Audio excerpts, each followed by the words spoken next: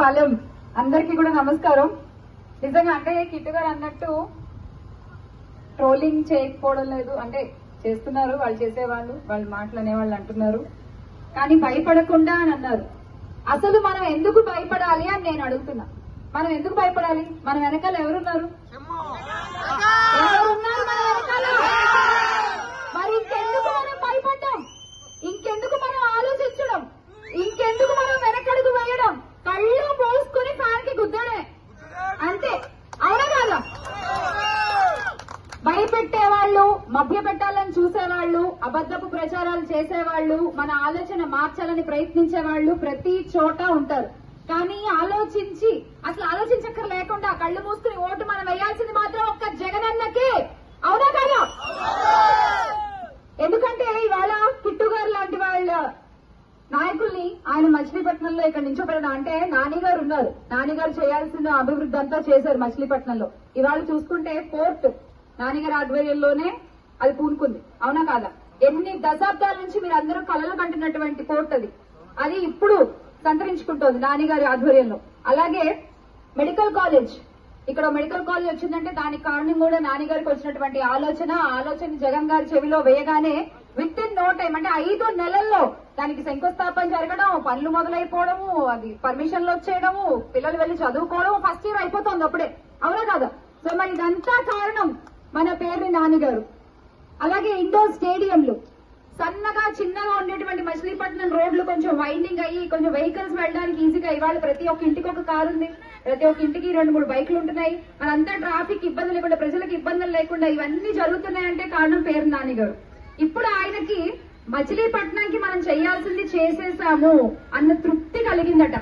అందుకని ఈసారి ఆ బాధ్యతని కిట్టు గారికి అప్పచెప్పారని ఇప్పుడు ఇందాకే నాతో చెప్తూ ఉన్నారు. మరి కిట్టు గారు ఎలా చేయబోతున్నారన్నా నేను అడిగితే, స్వతహాగా ఆయనలో ఉన్న నైజం మనుషుల్ని ప్రేమించడం, స్వతహాగా కిట్టుకున్న గుణం ప్రతి ఒక్కరి సమస్యలు విని తనకి చేతనైనంతలో తను చేయడం, అధికారం లేకపోయినప్పుడే ఇదంతా నేను చెప్పేది. స్వతహాగా కిట్టుకున్న గుణం మనుషుల్ని కలుపుకుపోవడం, ఎవరిని కాదనుకోకుండా తనొక్కడే కనపడాలి అనుకోకుండా అందరినీ తనతో పాటు ఎదగనిచ్చేటువంటి వ్యక్తి కృష్ణమూర్తి గారని నా అభిప్రాయం. మీరు ఎక్కువ చెప్పాలి ఇంకా, అవునా కదా? మరి అలాంటి వ్యక్తి మీకు నాయకుడు అయితే తను ఎదగడమే కాదు, తనతో పాటు మిమ్మల్ని అందరినీ ఎదిగేలా చేస్తారు. మీరందరూ కాలర్ ఎగరేస్తుంది మచిలీపట్నంలో తిరిగేలాగా చేయగల వ్యక్తి కృష్ణమూర్తి గారని నేను అంటాను. మీ ఓటు ఎవరికి? సో మరి ఇలాంటి వ్యక్తి ఖచ్చితంగా ఇక్కడ గెలవాలి.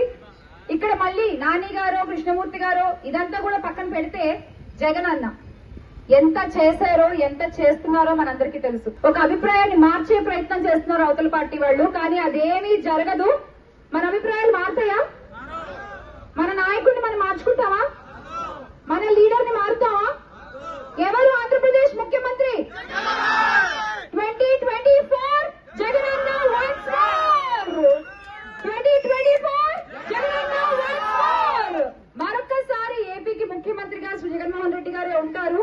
సంక్షేమ పాలనలోనే ఆంధ్రప్రదేశ్ సుభిక్షంగా ఉంటుంది.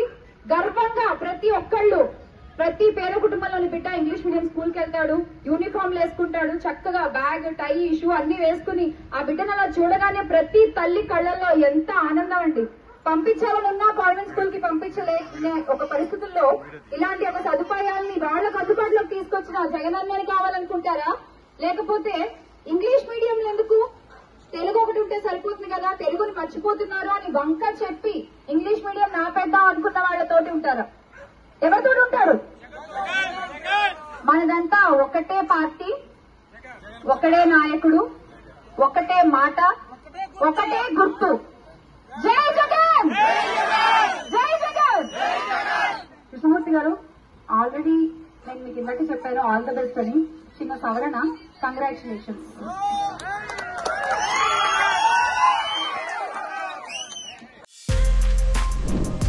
For more videos like this, subscribe Big TV channel.